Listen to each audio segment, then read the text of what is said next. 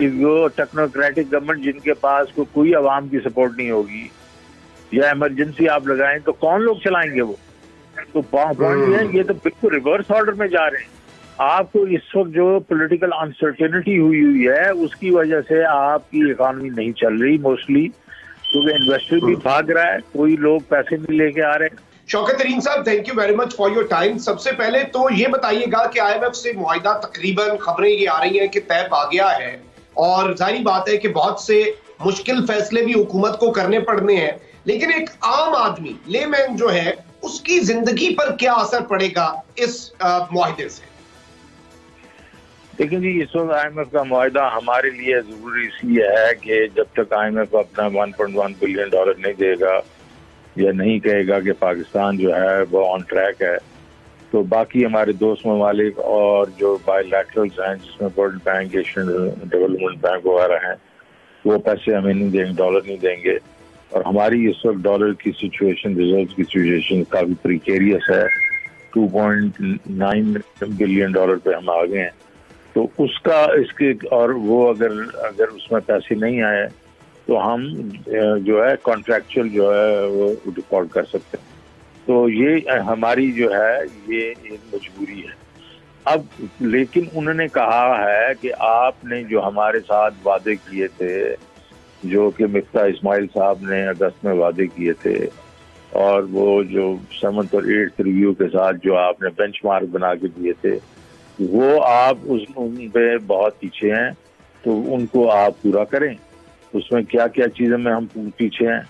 अब उन्होंने कहा था PDL जो है, पेट्रोलियम लेवी जो है 855 बिलियन रुपए की आपने पूरे साल में करनी है। हमने 6 महीनों में सिर्फ 200 से भी कम की है।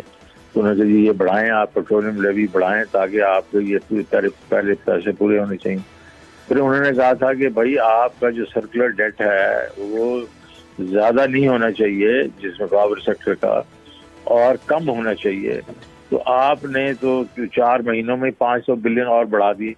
तो आप और रेट्स बढ़ाएं, बिजली के रेट्स बढ़ाएं, ताकि ये सर्कुलर डेट ना सिर्फ के मतलब बढ़ना बंद हो लेकिन कम होना शुरू हो। फिर आपका गैस का सर्कुलर डेट था वो बढ़ रहा था, तो उन्होंने कहा जी अब ये जो सर्कुलर डेट है इसको ये बढ़ना नहीं चाहिए, ये कम होना चाहिए। तो इसका मतलब गैस की प्राइसेस आप बढ़ाएं, और वो कह रहे हैं काफ़ी ज़्यादा बढ़ाएं। इसके बाद उन्होंने कहा जी आपके और जो आपने बजट में कहा था कि हम फिस्कल डेफिसिट 4.9% पे रखेंगे, उसमें आप पूरी तरह ब्रीच कर रहे हैं। 210 बिलियन की तो रेवेन्यू शॉर्टफॉल, लेकिन चलें। लेकिन आपका जो असल में प्रॉब्लम है वो एक्सपेंडिचर पे है, और एक्सपेंडिचर पे आपका जो डेट सर्विसिंग है वो 1.3 ट्रिलियन से आपका जो है आउट हो गया। तो आपने उसके लिए तो अच्छा ये तो चलें जी उस पर आ गया। उन्होंने कहा लेकिन जो आपका जो प्राइमरी जो डेफिसिट है वो नहीं होना चाहिए, वो 0.2% पॉजिटिव होना चाहिए, और इस वक्त वो आपका प्राइमरी डेफिसिट 3.5% के करीब डेफिसिट में है। इसका मतलब आप नए टैक्स लगाएं। तो ये सारी चीजें जब लगेंगी, बिजली की कीमतें बढ़ेंगी, पेट्रोल की बढ़ेगी, गैस की बढ़ेंगी, डीजल की बढ़ेंगी, उसके बाद आपका ये जो है टैक्सेस वगैरह लगेंगे, तो आम आदमी के ऊपर जो है वो जाहिर है जो ये प्राइसेस का बोझ पड़ेगा और ज्यादा पड़ेगा, बिकॉज महंगाई होगी। एग्जैक्टली। तो ये चीज तो बड़ी इंपॉर्टेंट है, और सारी बात है कि जो इसका डायरेक्ट इम्पैक्ट है वो आम आदमी पे पड़ना है, और इसमें जारी बात है बहुत सी पॉलिसीज भी आ जाती हैं, तमाम तर चीजें भी। अच्छा शौकत तरीन साहब, इस वक्त बहुत सी चीजें सामने आ रही हैं और बहाना भी बनाया जा रहा है इंतखाबात जो हैं उनसे भागने के लिए मईशत और हालात को बेसिकली एक टूल के तौर पे इस्तेमाल किया जा रहा है, या तो सिक्योरिटी सिचुएशन या फिर इकोनॉमिक सिचुएशन। कैसे देखते हैं आप इस सबको बतौर मईशत दान? क्या मईशत को बहाना बनाकर इलेक्शन से राय फरार इख्तियार की जा सकती है, या कोई इकोनॉमिक इमरजेंसी, जिस हवाले से अभी पाकिस्तान तहरीक इंसाफ ने भी खदशा जाहिर किया कि हुकूमत को दबाव बख्शने के लिए भी इस टूल को यूज किया जा सकता है? अच्छा, पहले तो जो मैं पहले बात कर रहा था उसका एक चीज मैं भूल गया था। एक चीज और भी वो कह रहे हैं जनरल सेल्स टैक्स 1% से बढ़ा दें। इसका मतलब है उसका तो महंगाई पे असर पड़ेगा ही पड़ेगा, और आम आदमी पे पड़ेगा। अब दूसरा सवाल आपने ये पूछा देखिए जी, बात सिर्फ इतनी है कि ये इसका हल ये नहीं है कि कोई टेक्नोक्रेटिक गवर्नमेंट बना, कोई इमरजेंसी लगा दें। इसका मतलब है आपका इस वक्त जो है, आपके भी तो इस वक्त नुमाइंदे बैठे हुए हैं ना, ये तो इलेक्टेड नुमाइंदे बैठे हैं, यही नहीं अगर चला सकते हैं तो वो टेक्नोक्रेटिक गवर्नमेंट जिनके पास कोई आवाम की सपोर्ट नहीं होगी या इमरजेंसी आप लगाएं तो कौन लोग चलाएंगे वो? तो पॉइंट ये है, ये तो बिल्कुल रिवर्स ऑर्डर में जा रहे हैं।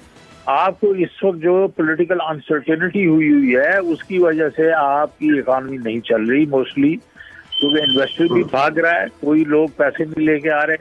तो आपको तो उल्टा करना चाहिए, आपको इस वक्त इलेक्शन अनाउंस कर देने चाहिए, इंटरिम गवर्नमेंट लेके आए। जब इंटरिम गवर्नमेंट आएगी तो वो उसके बाद इलेक्शंस होंगे जिसमें रिप्रेजेंटेटिव गवर्नमेंट आएगी और वो सख्त फैसले ले सकेगी। लेकिन दरमियान में भी लोग ये कहते हैं कि जी उसके दरमियान 3-4 महीने जो होंगे उसमें क्या होगा? अरे भाई, उसमें हम सारे मिल के इस इकॉनमी को संभाल सकते हैं।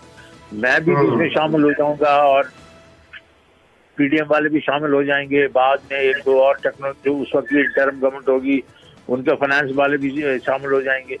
तो तरीका ये है इस वक्त जो है कि एक तो पॉलिटिकल अनसर्टेनिटी निकालें और उसमें और अनकॉन्स्टिट्यूशनल चीजें जब आप करेंगे तो और अनसर्टेनिटी देंगे। आपके यहाँ तो शायद चंद इदारों में उसका कुछ वो शायद इसको उसकी परवाह नहीं करते, लेकिन आप जनाब, मैं ये आपको कहना चाहता हूँ कि आप ये जरूर देखें कि वो जो बाहर का आदमी है, इन्वेस्टर है, जो बाकी ममालिक है, तो वो तो इस चीज को सही नहीं समझ रहे ना कि आप अनकॉन्स्टिट्यूशनल चीजें कर रहे हैं।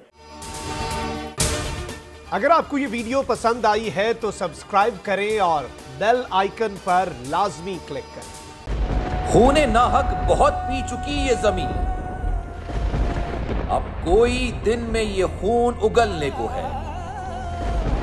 खत्म हो जाएगी ये तमाशागरी, वक्त पलटेगा रोजे जजा की तरह। ये जो पेशावर में ताजा लहू है बहा, एक क़यामत करेगा फलक पर बपा। गम की सलमनाक घड़ी में बोल सानह पेशावर में शहीद होने वालों के लवाहिकीन के साथ है। सब्सक्राइब करें और बेल दबाएं ताकि कोई खबर रह न जाए।